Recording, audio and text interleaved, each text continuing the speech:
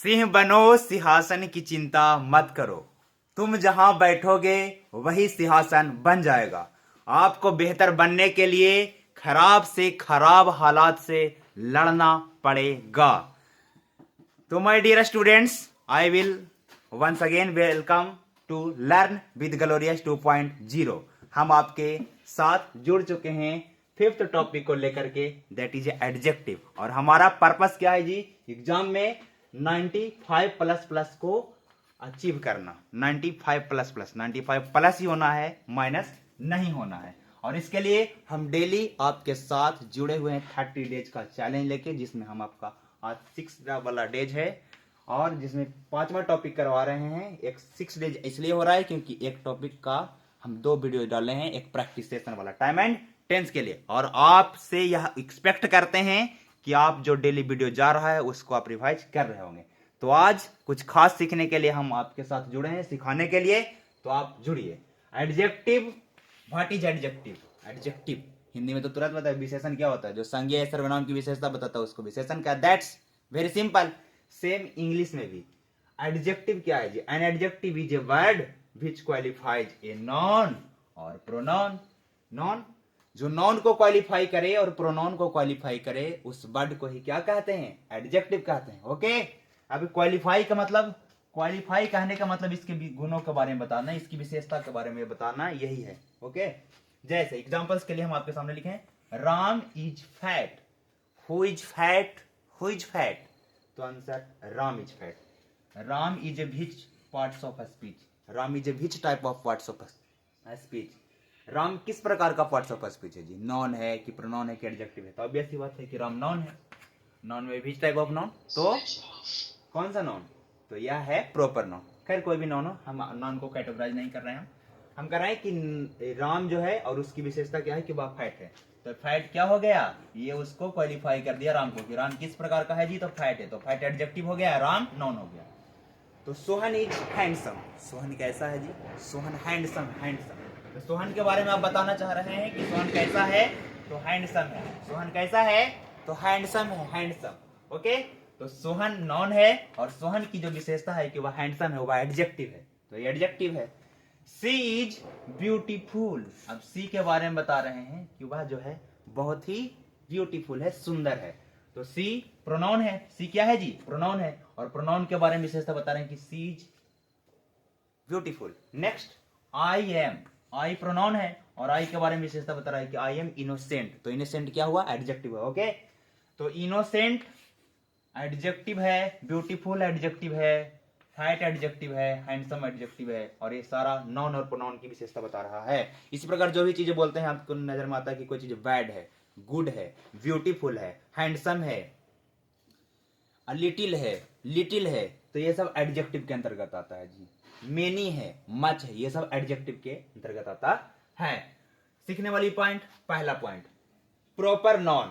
Proper noun हम लोग non में पढ़ के आए हैं। सेकंड वीडियो आपको नॉन का ही डाला गया था। नॉन में प्रॉपर नॉन पढ़े थे। प्रॉपर नॉन जो स्पेशल नेम या स्पेशल किसी भी चीज का नाम हो उसके बारे में बताता है। जैसे हम इंडिया बता रहे हैं तो इंडिया किसी स्पेशल कंट्री का नाम है तो यह प्रॉपर नॉन है। चाइना स्पेशल किसी कंट्री का नाम है तो प्रॉपर नॉन है। गांधी किसी स्पेशल पर्सन का नाम है तो गांधी। बिहार किसी स्पेशल स्टेट का नाम है जी, तो प्रॉपर नॉन। पटना, पटना किसी स्पेशल सिटी का नाम है तो पटना। इससे प्रश्न हमारा पूछता है कि प्रॉपर नॉन से जो बनने वाला एडजेक्टिव है that is called proper adjective. Proper noun से जो बनने वाला एडजेक्टिव है उसको प्रॉपर एडजेक्टिव है। जैसे इंडिया में रहने वाले पीपल्स को क्या कहते हैं? तो क्या बोलेंगे? बोलिए। इंडियन। क्या बोलेंगे जी? इंडियन। चाइना में रहने वाले लोग को क्या कहते हैं? चाइनीज कहते हैं। क्या कहेंगे? चाइनीज। गांधी परिवार से जुड़े हुए लोगों को क्या कहेंगे? गांधीयन। गांधीयन कहेंगे। क्या कहेंगे जी? गांधीयन। क्या कहेंगे? गांधीयन। गांधी लिख करके एन लगा दे, गांधीयन या गांधीयन परिवार से जुड़ा हुआ। बिहार में रहने वाले लोगों को क्या कहते हैं? तो बिहारी कहते हैं। क्या कहते हैं जी? बिहारी कहते हैं। पटना में रहने वाले लोग को क्या कहते हैं? पटनाइट्स कहते हैं कि पटनाइट्स हैं। क्या है जी? पटनाइट्स है, पटनाइट्स। ओके, तो प्रॉपर नॉन से बनने वाले एडजेक्टिव को प्रॉपर एडजेक्टिव कहा जाता है। Proper adjective is made from proper noun. Okay, proper adjective is made from proper noun, proper noun से बनने वाले एडजेक्टिव को प्रॉपर एडजेक्टिव कहा जाता है। ये बात समझ पाए होंगे आप। फिर आपके सामने लिखते हैं, फिर आपको बात समझाते हैं इधर वाला बात। मेनी, मेनी आ और मच, ये दोनों में क्या डिफरेंस है। सबसे पहले तो प्रश्न पूछता है आपसे समझा दे कि मेनी और मच में क्या डिफरेंस है। देखिए मेनी का इस्तेमाल हम जब भी करेंगे तो उस नॉन से पहले करेंगे जो नॉन हमारा प्लुरल हो जी। यहां पर PCN का मतलब प्लुरल काउंटेबल नॉन। तब नॉन हमारा प्लुरल होगा, नॉन हमारा प्लुरल होगा, तब उसके पहले मेनी एडजेक्टिव का इस्तेमाल करेंगे। क्या जी, मेनी। जैसे कोई प्लुरल काउंटेबल नॉन जिसको हम काउंट कर सकते हो, कोई काउंटेबल नॉन है और उसकी मात्रा हमको बहुत ज्यादा बताना हो कि बहुत ज्यादा है। जैसे बहुत सारे लड़के हैं तो देयर आर मेनी बॉयज, ना कि there are much boys. There are many boys, बहुत सारे पैसे हैं। There are many rupees, there are many rupees. ठीक है, तो जब भी रहेगा प्लुरल काउंटेबल नॉन या फिर वैसा नॉन जिसको आप प्लुरल फॉर्म में लिख सकते हैं या प्लुरल बनाया जा सकता है, तो उसके लिए हम मेनी का इस्तेमाल करेंगे। किसका जी, मेनी का। I have many workers, I have many workers, workers बोल रहे हैं तो आई हैव मेनी के बाद वर्कर होगा कि वर्कर्स होगा, तो वर्कर्स होगा।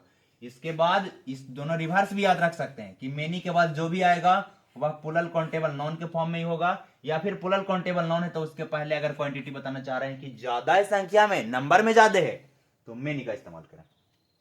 मच को लेकर के बात करते हैं। मच, मच भी जो है अनकाउंटेबल नॉन के पहले इस्तेमाल करते हैं उसके क्वांटिटी को बताने के लिए। जैसे हम बोलना चाहे कि मेरे पास बहुत समय है तो आई हैव मच टाइम बोल सकते हैं। आई हैव मेनी टाइम बोलेगा गलत हो जाएगा, क्यों, क्योंकि मेनी तो प्लुरल काउंटेबल नॉन के साथ ही इस्तेमाल होता है। हमको तो बताना है कि आई हैव मच टाइम, इसका मतलब है कि मच किस लिए इस्तेमाल कर रहे हैं कि समय बहुत ज्यादा है और समय को यूनिट को काउंट किया जा सकता है, समय को काउंट नहीं किया जा सकता है। उसी प्रकार मनी जो है अनकाउंटेबल नॉन है, मनी को आप काउंट नहीं कर सकते, मनी के यूनिट को काउंट कर सकते हैं, रुपीज काउंट कर सकते हैं, आप जो है डॉलर काउंट कर सकते हैं, पाउंड काउंट कर सकते हैं, लेकिन मनी को आप काउंट नहीं कर सकते हैं। तो मनी का मनीज लिखना भी गलत है और मनी के पहले मेनी लगाना भी गलत है। आई हैव मेनी या मच मनी, ऐसे हम लिख रहे हैं कि आई हैव मेनी या मच, और उसके बाद लिख रहे हैं यहां पर टाइम, टाइम लिख रहे हैं कि आई हैव मेनी या मच टाइम। तो टाइम क्या है जी, काउंटेबल है कि अनकाउंटेबल, तो टाइम अनकाउंटेबल है, तो इसके पहले मेनी होगा कि मच होगा, तो मच होगा। क्या होगा, मच होगा, मेनी नहीं होगा। क्यों नहीं होगा, क्योंकि मेनी के बाद प्लुरल काउंटेबल नाउन को होना चाहिए और मच के बाद जो नाउन होगा वह सिंगुलर फॉर्म में होगा, और सिंगुलर फॉर्म में होगा अनकाउंटेबल होगा। क्या होगा, अनकाउंटेबल भी होगा। इस बात को भी याद रखें। ओके, इस बात को हमें लगता है समझ पाए होंगे। नेक्स्ट है मेनी ए। ये आपके एग्जाम में बहुत कम पूछता है, लेकिन फिर भी हम याद रखें कि मेनी और उसके बाद अगर ए है तो इसके बाद जो आने वाला नाउन रहेगा वह सिंगुलर काउंटेबल नाउन ही होगा। क्यों जी, क्योंकि मेनी है और मेनी के बाद ए लग जाता है। ए के बाद तो समझ ही पा रहे होंगे इस बात को कि ए के बाद या एन के बाद सिंगुलर काउंटेबल नाउन ही होगा। तो मेनी ए जब रहेगा तो उसके बाद सिंगुलर काउंटेबल नाउन का ही इस्तेमाल करेंगे। या फिर अगर कोई नाउन है काउंटेबल है लेकिन सिंगुलर फॉर्म में है और उसमें हमको ऑप्शन में दे रहा है मेनी भी दे रहा है, मच भी दे रहा है और मेनी आ भी दे रहा है, तो हम किस ऑप्शन के साथ जाएंगे जी, मेनी तो लिख नहीं सकते हैं। यहां पर सिंगुलर काउंटेबल नाउन रहेगा तो हम मेनी को हटा देंगे। मच इसलिए नहीं लिख सकते हैं कि वह काउंटेबल नाउन है, सिंगुलर फॉर्म में है लेकिन काउंटेबल नाउन में है, तो इसीलिए हम यहाँ पर मेनी ए का इस्तेमाल करेंगे। ओके, ये तीनों केस आप समझ में आया होगा आपको। यहाँ पर जो समझने वाला पॉइंट है स्टार में हम आपको लिख करके लिखे हैं, लिटिल, आ लिटिल और the little, few, a few और द फ्यू। एग्जाम में भर भर के प्रश्न आता है इससे, आप केवल चीजों को गो थ्रू करके रखें बेहतर ढंग से। Little, uh little, the little, few, a few, the few. What is the difference between little and few, what is difference. तो डिफरेंस है कि सर जो लिटिल है ना जी वह अनकाउंटेबल नॉन के लिए आता है। किसके लिए जी, अनकाउंटेबल नॉन के लिए।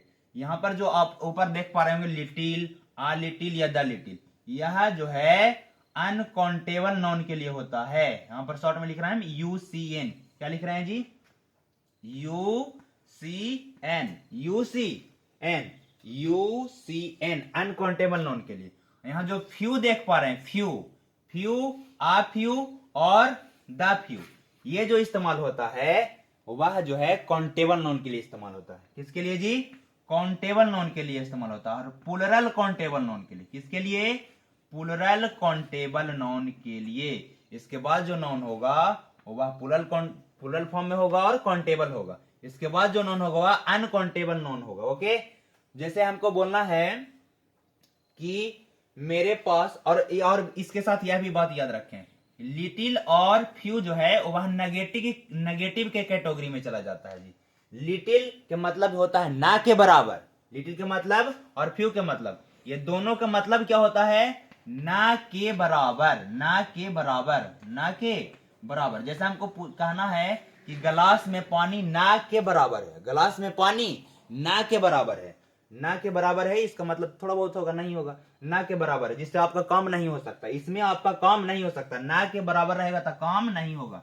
ना के बराबर, ना के बराबर होगा तो आपका काम होगा जी? नहीं होगा।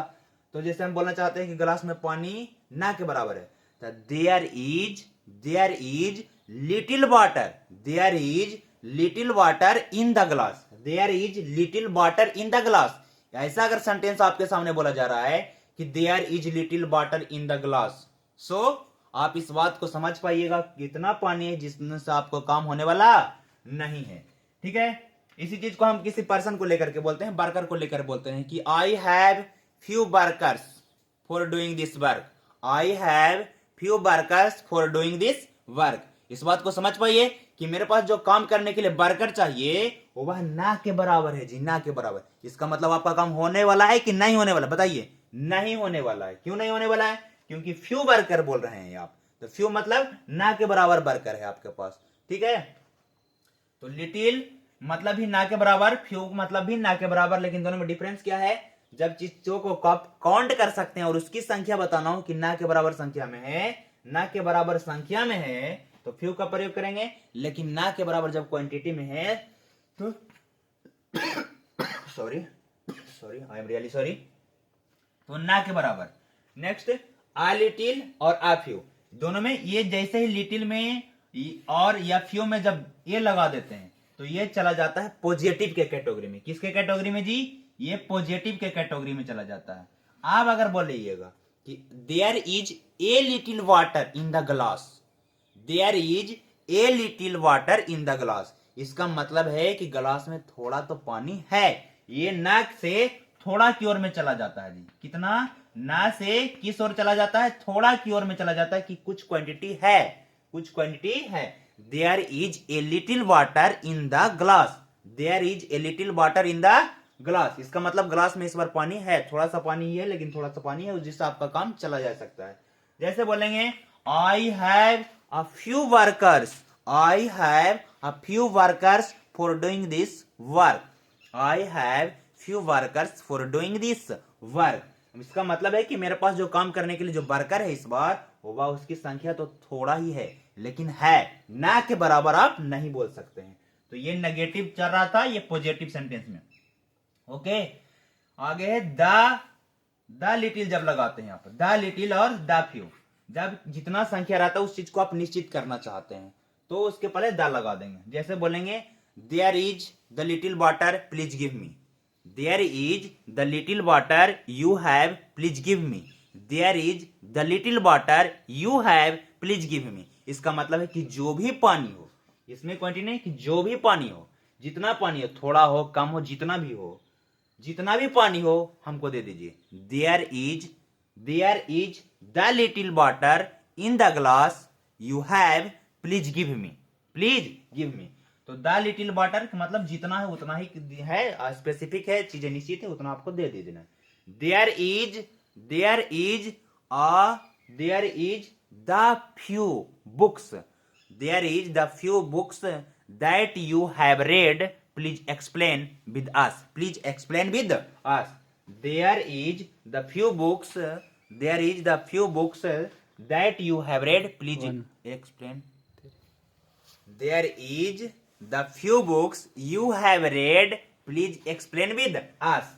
तो यहां पर जो है कि द फ्यू बुक्स मतलब जितना भी आपने पढ़ा हमको सामने एक्सप्लेन करके रखिए, जितना भी वाटर है आपके सामने, जितना भी वाटर है गिलास में वो हमको दे दीजिए। तो यहां पर जब चीजें निश्चित हो और उसके बारे में बताना चाहते हैं तो क्या होगा जी, द लिटिल का प्रयोग करेंगे, और जब चीज संख्या में बताना हो तो किसका प्रयोग करेंगे जी, द फ्यू का प्रयोग करेंगे। ये दोनों में अंतर आपको समझ में आएगा। सबसे सिंपल आंसर याद रखना है कि little, a little, the little जब भी रहेगा तो वह अनकाउंटेबल नाउन के लिए यूज होगा। फ्यू, अ फ्यू और द फ्यू रहेगा तो वह काउंटेबल नाउन के यूज होगा, और फ्यू प्लूरल काउंटेबल नाउन के लिए यूज होगा। ओके, और बाकी आप इस बात को समझाएंगे आपको कि लिटिल और फ्यू रहेगा तो वह नेगेटिव की ओर लेके जाएगा, ना के बराबर की बात करेगा। लेकिन जैसे ही ए लिटिल और ए फ्यू की बात करते हैं तो वह थोड़ा सा पॉजिटिव की ओर लेके जाएगा, थोड़ा सा मात्रा बताने का प्रयास करेगा, और ये कहेगा कि जितना है बस उतना ही दे दो। ओके, तो इतना बात आप समझ पाए, इतना बात अगर आप समझ पाए हैं तो इधर की बातों को भी देख लेते हैं। इसको हम आपको अभी इस सामने समझाएं कि प्रॉपर नाउन से बना एडजेक्टिव को प्रॉपर एडजेक्टिव कहते हैं। ये एडजेक्टिव क्या होता है, जो नाउन पॉइंट को क्वालिफाई, यही पॉइंट अभी आपके सामने समझाए हैं। और हमारे पास समझाने के लिए और भी पॉइंट है। क्या पॉइंट है जी, इधर देखिए। लैंग्वेज, इसमें पहला, इस बार स्टार नहीं, हज का प्रयोग करें, कोई बात नहीं। देखिए हज, एडजेक्टिव प्लस नॉन, नॉन के पहले जब भी आएगा तो क्या आएगा जी, एडजेक्टिव आएगा। क्या आएगा, एडजेक्टिव आएगा। उसके बाद अगला हज में क्या लिखवाए हैं, ए या and plus adjective plus singular countable noun. जब यहां पर जो नॉन रहे वह सिंगुलर फॉर्म में रहे, सिंगुलर काउंटेबल नाउन के फॉर्म में हो, तो इसके एडजेक्टिव, उसके पहले एडजेक्टिव आएगा, और एडजेक्टिव से पहले जो है ए या एन का प्रयोग करेंगे। क्यों, ए या एन का आर्टिकल वाला वीडियो में बताए हैं कि आर्टिकल का एग्जिस्टेंस तब तक नहीं है जब तक नॉन नहीं है। तो यहां पर तो नॉन दिखाई दे रहा है, सिंगुलर काउंटेबल नॉन होते, ए या एन का प्रयोग करेंगे, एडजेक्टिव बीच में रहेगा। उसके बाद मान लिया जाए एडजेक्टिव के बाद, एडजेक्टिव के बाद आने वाला जो नॉन है वह प्लुरल के फॉर्म में है जी, प्लुरल फॉर्म में है। तो बताइए क्या ए एन या किसी प्रकार का आर्टिकल का प्रयोग होगा, ए एन का प्रयोग होगा। तो आपको इतना तो पता होना चाहिए कि ए या एन का प्रयोग नहीं होगा। क्यों, क्योंकि प्लुरल काउंटेबल नॉन है। आगे बाबा, आगे अनकाउंटेबल नॉन है, अनकाउंटेबल नॉन, एडजेक्टिव के बाद जो है अगर अनकाउंटेबल नॉन हो जी, तो तब भी हम इसके पहले ए या एन का प्रयोग नहीं करेंगे। ये तीनों पॉइंट आप समझ में आया आपको। सिंगुलर काउंटेबल नाउन, एडजेक्टिव के बाद अगर सिंगुलर काउंटेबल नाउन होता है तो उसके पहले ए या एन लिखेंगे। एडजेक्टिव के बाद अगर प्लुरल काउंटेबल नाउन होता है तो ए या एन नहीं लिखेंगे। अगर एडजेक्टिव के बाद अनकाउंटेबल नाउन आता है तो इसके पहले ए या एन का प्रयोग नहीं करेंगे। अगला स्टार हमको समझना है कि पजेसिव एडजेक्टिव प्लस नॉन। अभी हम एडजेक्टिव के पूरा टाइप्स वाइज हमको चीजों को नहीं बता रहे हैं, केवल इतना ही फोकस करवा रहे हैं कि आपको एग्जाम में पूछा किया जा रहा है।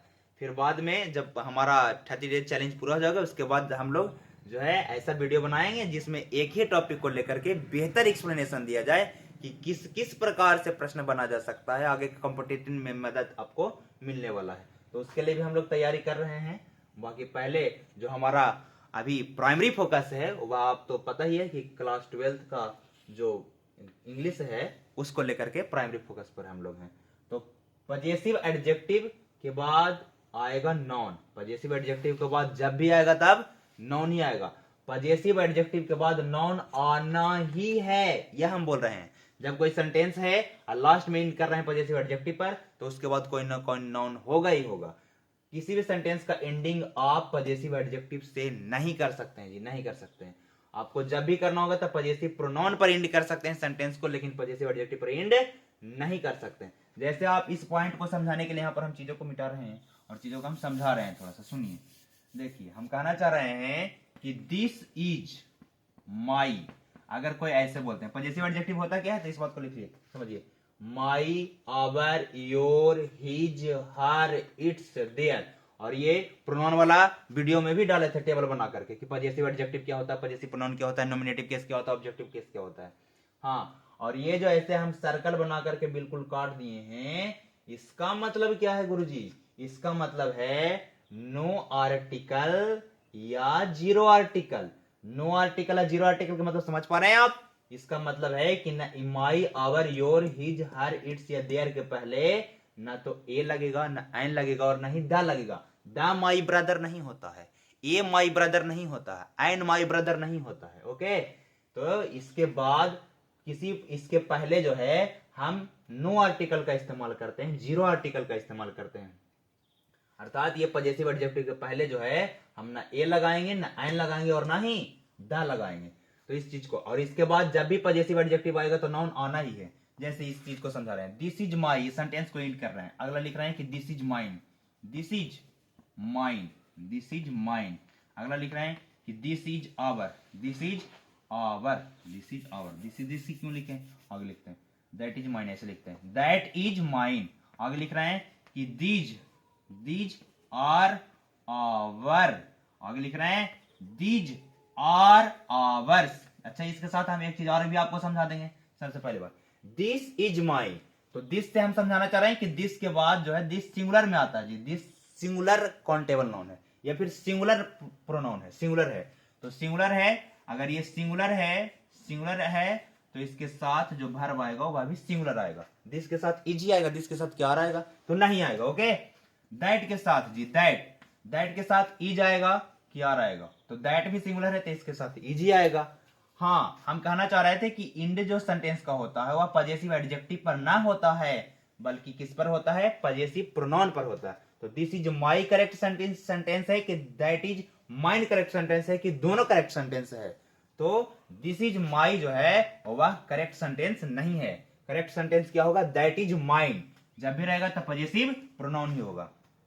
दीज और दोज को लेकर के हम आपको सिखाना चाह रहे हैं, दोज और दीज को लेकर के। जैसे these are our, these are ours. Next लिखे हैं कि those are ours, those are ours. तो दीज आर आवर जब हम लिख रहे हैं जी, तो आवर तो पजेसिव एडजेक्टिव है, क्या इससे एंड हो सकता है हमारा सेंटेंस, नहीं होगा जी। दोज आर आवर्स अर्थात इसमें एस लगाएंगे तब प्रोनाउन बनेगा, तब सेंटेंस हमारा बिल्कुल सही होगा।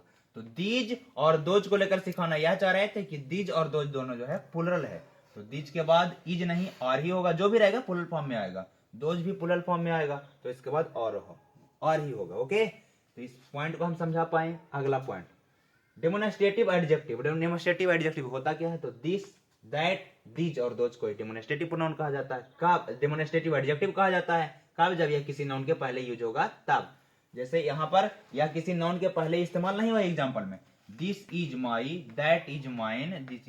ये सेंटेंस दिस के बाद कोई नाउन नहीं आ रहा है तो यहाँ पर डेमोन्स्ट्रेटिव प्रोनाउन है जी, डेमोन्स्ट्रेटिव प्रोनाउन है।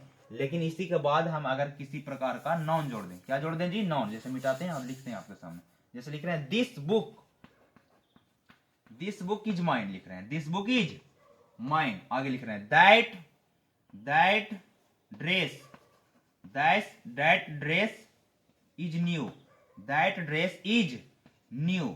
नेक्स्ट लिख रहे हैं these books, these books are important, these books are important, these books are important, important, these books are important.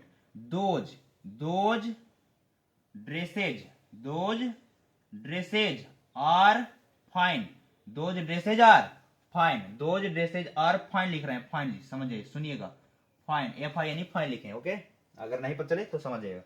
This के बाद बुक लिख दिए तो बुक तो नाउन हो गया, तो बुक के पहले जो आएगा वह एडजेक्टिव होगा। किस प्रकार का एडजेक्टिव, तो डिस्ट्रीब्यूटिव एडजेक्टिव है। किस प्रकार का एडजेक्टिव है, तो डेमोन्स्ट्रेटिव एडजेक्टिव है, डेमोन्स्ट्रेटिव एडजेक्टिव, सॉरी। तो ड्रेस है, ड्रेस, और ड्रेस के पहले दैट आया है तो दैट क्या हो गया जी, डेमोन्स्ट्रेटिव एडजेक्टिव हो गया। लेकिन इसके बाद इज का प्रयोग करेंगे, that dress, this book is mine, that dress is, that dress is mine. Okay, mine. आगे दीज बुक्स, दीज के बाद जो भी नाउन आएगा वो प्लुरल फॉर्म में आएगा, दोज के बाद जो भी नाउन आएगा वो प्लुरल फॉर्म में आएगा। इसका रिवर्स भी याद रखना आपको कि अगर बुक है और या ड्रेस है तो इसके पहले या तो दिस आएगा या दैट आएगा, दीज दोज तो आ ही नहीं सकता है। बुक्स लिखा हुआ है जी या ड्रेसेज लिखा हुआ है, प्लुरल फॉर्म में नाउन को दिया गया है तो इसके पहले जो आएगा वह क्या आएगा, या तो दीज आएगा या तो दो जाएगा। ओके, यहां तक की बात को आप समझ पाए तो मिटाते हैं इस बात को, तो इस बात को मिटाते हैं, इस बात को मिटाते हैं और जो है आपके सामने अगला पॉइंट समझाने का प्रयास करते हैं। अगला पॉइंट है adjective of number, adjective of number. यहां पर इसी चीज को इंडिकेट करके लिखाया गया है कि दिस या दैट जो है वह सिंगुलर काउंटेबल नाउन है और दीज और दो जो है वह प्लुरल काउंटेबल, प्लुरल।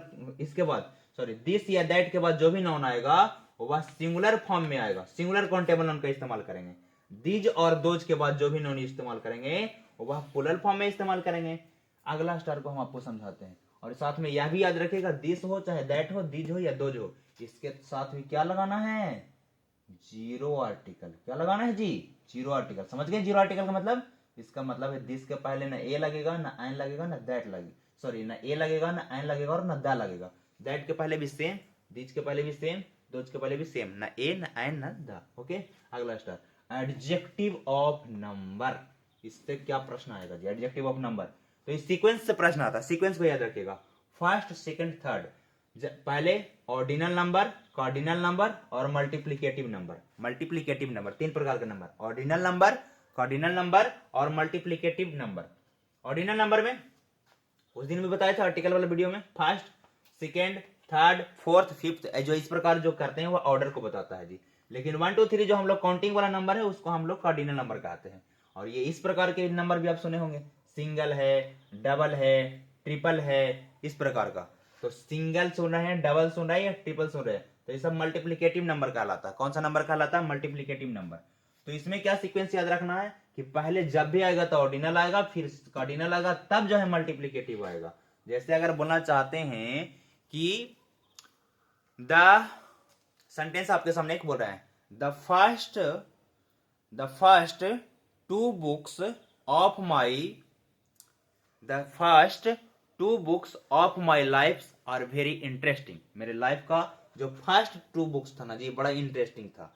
तो पहले हम फर्स्ट बोल रहे हैं, उसके बाद टू बोल रहे हैं। ऐसा अगर बोल देते कि माई या my two first books of my life are very interesting, तो गलत हो जाता। गलत क्या होता, सीक्वेंस को लेकर के, पहले टू बोल दिए फिर बाद में फर्स्ट बोल रहे हैं। नहीं, पहले फर्स्ट बोलना है उसके बाद टू बोलना है।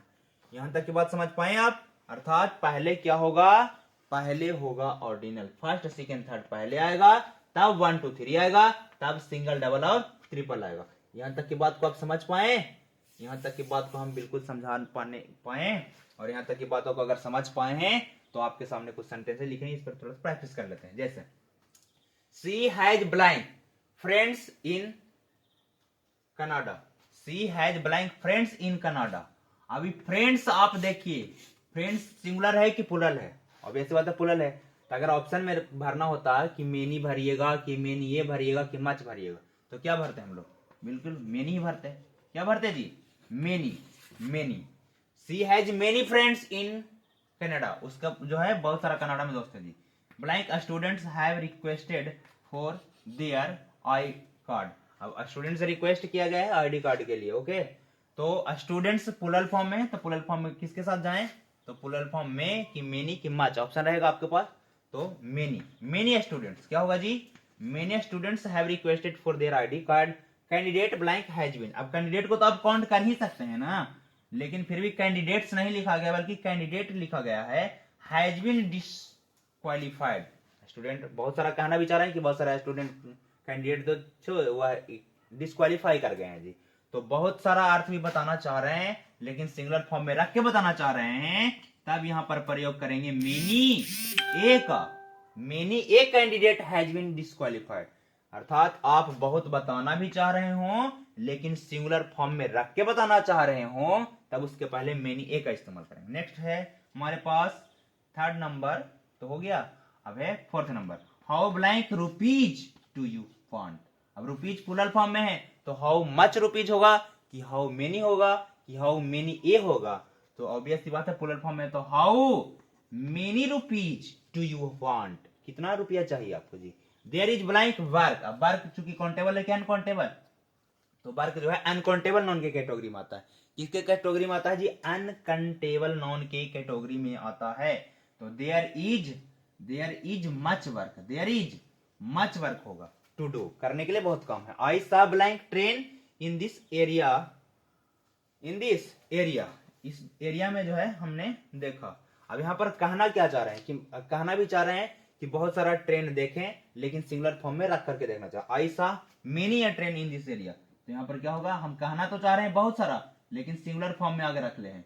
तो अगर आगे नॉन को अगर सिंगुलर फॉर्म में रख रहे हैं और बताना चाह रहे हैं बहुत सारा, तो मेनी का प्रयोग नहीं करेंगे, मेनी आ का प्रयोग करेंगे। ओके, यहां तक की बात को समझ पाए? तो कुछ सेंटेंसेज आपके सामने और लेके आते हैं और उसके बाद एंड करते हैं।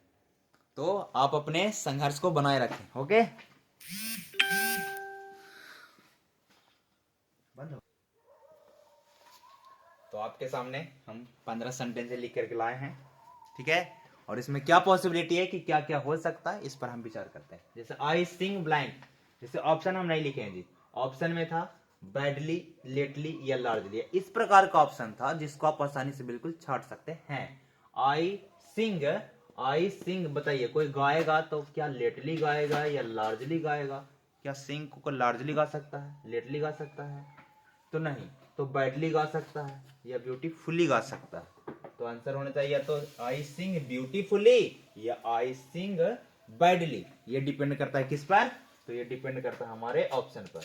तो आई सिंग बैडली होगा या आई सिंग ब्यूटीफुली होगा। आई वांट टू, लेकिन लेटली और लार्जली तो होगा नहीं। लार्जली मतलब बड़ा के लिए और लेटली मतलब जो हाल फिलहाल की बात है, ठीक है। I want to take blank classes this year. अब व्यक्ति कहना चाह रहा होगा उसका इंटेंशन क्या है कि I want to take more classes भी हो सकता है कि ज्यादा क्लासेज लेना चाहते हैं, या I want to take fewer classes भी हो सकता है कि हम इस बार कम थोड़ा क्लासेज लेना चाहते हैं। तो यहाँ पर भराने के लिए मोर भी भरा सकता है या फिर फ्यूअर भी भरा सकता है। फ्यूअर, FEWER, जैसे ऑप्शन के अनुसार यहाँ पर जो है हमारे पास जो टारगेट और ऑब्जेक्टिव बुक है उसमें फ्यूअर ही दिया गया था। तो I want to take blank fewer classes this year. I want to take fewer classes this year, किससे थोड़ा कम क्लास लेना चाहते हैं। यहाँ पर अगर पास फ्यूअर नहीं रहता तो ऑप्शन में और दूसरा ऑप्शन रहता तो मोर भी लिखा जाता जी। I want to take more classes this year, किस बार और अधिक क्लासेज लेना चाहते हैं। अगला, of my friends are coming to the party. अब बहुत सारे फ्रेंड्स यहाँ पर ऑफ के साथ जोड़ा गया है। इस बात को हम प्रोनाउन वाले वीडियो में बताए थे कि ऑफ के बाद जो भी आएगा या तो प्रोनाउन आएगा तो प्लूरल फॉर्म में आएगा, अगर नाउन आएगा तभी प्लूरल फॉर्म में आएगा, ठीक है।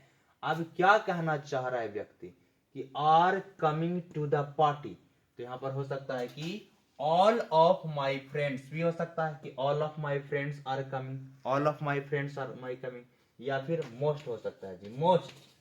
मोस्ट या ऑल दोनों हो सकता है। पॉसिबिलिटी यहाँ मोस्ट का भी है और साथ में ऑफ और ऑल का भी है। यही दोनों जब भी रहेगा तो प्लूरल फॉर्म में आएगा, कहा कि यहाँ पर प्लूरल वर्ब का प्रयोग किया गया है, इसलिए कह रहे हैं कि यहाँ पर जो भी आएगा प्लूरल फॉर्म में रहेगा। मोस्ट रहेगा या तो ऑल रहेगा। मोस्ट या all of my friends are coming to the party, इस सेंटेंस में। अगला, he is blank the of the two brothers. अभी दो ही ब्रदर्स में बात कर रहा है कि दो ही ब्रदर्स में कंपेयर किया जा रहा है कि उसमें जो है सबसे बड़ा कौन है। तो ही इज द यहाँ पर होगा ही इज द यंगेस्ट हो सकता है या ही इज द बिगेस्ट हो सकता है। जब भी रहेगा तो द के बाद कौन सी रहेगा, सुपरलेटिव डिग्री रहेगा। और डिग्री इसलिए बोल रहे हैं क्योंकि डिग्री जो है एडजेक्टिव का बनता है और एडवर्ब का बनता है। तो एडजेक्टिव का डिग्री बना सकते हैं पॉजिटिव, कंपैरेटिव और सुपरलेटिव, और एडवर्ब का भी बना सकते हैं पॉजिटिव, कंपैरेटिव और सुपरलेटिव। ओके, और इसके अलावा किसी का डिग्री बनता नहीं है, एडजेक्टिव और एडवर्ब का ही बनता है। तो he is the biggest of the to brother, he is the tallest of the to brother. कहना चाह रहा हूं कि बड़ा हो तो बिगेस्ट कह सकते हैं, छोटा है तो स्मॉलेस्ट कह सकते हैं। जब भी रहेगा, या अगर आप कहना चाह रहे हैं कि लंबा है, टॉलेस्ट है, या फिर कहना चाह रहे हैं कि स्मॉलेस्ट है, लेकिन जब भी रहेगा तो सुपरलेटिव डिग्री रहेगा। यंगेस्ट भी हो सकता है, स्मॉलेस्ट भी हो सकता है, बिगेस्ट भी हो सकता है, ये सुपरलेटिव डिग्री ही होगा जब भी रहेगा। तो दो ब्रदर्स के लिए, दो ब्रदर्स या टू पर्सन को जब कंपेयर करते हैं और द के साथ कंपेयर कर रहे हैं तो किसके साथ, सुपरलेटिव डिग्री के साथ। Next, the cake blank tested of the two brothers, sorry the cake tasted blank of the two brothers, यहाँ पर भी सेम लिखा गया है, मतलब कि सेंटेंस थोड़ा सा एरर मिस्टेक है इसमें। The cake tasted blank of the two brothers, तो दो ब्रदर्स में से, या फिर केक को लेकर के यहाँ पर जो सेंटेंस लिखा गया था, सेंटेंस में थोड़ा सा एरर है। The cake tasted blank, to यहाँ पर टू और टू करके लेकर के पूछ रहा था, तो यहाँ पर डबल ओ वाला टू को आप ध्यान में रखिएगा कि टी में डबल ओ आता है तो वह नेगेटिव के सेंस में जाता है। जैसे आप रिमूव ऑफ टू पढ़े होंगे कि the tea is too hot, अर्थात चाय इतना गर्म है कि उसको पिया नहीं जा सकता है जी, अर्थात आवश्यकता से अधिक गर्म। तो टू का मतलब होता है मोर देन नेसेसरी, जितना की जरूरत नहीं है उससे ज्यादा है तो वह टू के बात करेंगे। जैसे अगर हम बोलना चाहें कि इट इज टू कॉल्ड मतलब इतना ठंडा है ना जी, जितना ठंडा होना नहीं चाहिए। London is the blank city in the England, अब लंदन जो है इंग्लैंड का जो है कैसा सिटी है, लंदन जो है इंग्लैंड का बिगेस्ट सिटी बोल सकते हैं, लंदन जो है इंग्लैंड का लार्जेस्ट सिटी बोल सकते हैं। द के बाद जब भी आएगा तो क्या आएगा, सुपरलेटिव डिग्री ही आएगा। कैसा डिग्री, सुपरलेटिव डिग्री आएगा। Next sentence, the sun is shining it's a day. अब ये डे के बारे में आप विशेषता बताए, डे नॉन है, कैसा डे है, अगर सन बिल्कुल शाइन कर रहा है तो it's a beautiful day, it's a beautiful day. The sun is shining it's a beautiful day, it's a beautiful. क्या किसी के लिए बैड लग रहा है कि बैड डे हो जाएगा, अरे सन जब शाइन कर रहा है तो इट्स ए ब्यूटीफुल डे। अगर आप अभी के मौसम को लेकर बोले कभी, they blank behaved in blank manner. अब मैनर आपका कैसे इस बात को कि वे बिहेव जो करते हैं बड़ा ही फ्रेंडली मैनर में बिहेव करते हैं। आप किसी के साथ कैसा बिहेव करते हैं इस बात को, they behaved in a bad manner या फिर फ्रेंडली मैनर। तो फ्रेंड जब नॉन में, फ्रेंडली मैनर। फौजी जी हम आपको सिखाना यहाँ पर चाह रहे हैं, देखिए इस पॉइंट को आप समझिए थोड़ा सा। जब हम किसी नॉन में जी, नॉन में एल वाई जोड़ते हैं ना जी, तो वह एडजेक्टिव का काम करता है। किसका काम करता है जी, एडजेक्टिव का काम करता है। नॉन में जब एल वाई जोड़ते हैं तो किसका काम करता है, एडजेक्टिव का काम करता है। That's most important point. Please excuse me for, यहाँ पर तो चीजों को समझिए, ये सब तो स्पोकन में हम लोग बिल्कुल यूज करते हैं। Please excuse me for being late, तो बीइंग लेट ही था, ऑप्शन के अनुसार जाए बीइंग लेट, बीइंग लेट होगा, बीइंग लेट। ठीक है, आपको बताया गया है कि टारगेट वाला ऑब्जेक्टिव वाला बुक लेकर के उस ऑब्जेक्टिव का प्रैक्टिस करिए, उसमें बार बार का ऑब्जेक्टिव दिया गया है।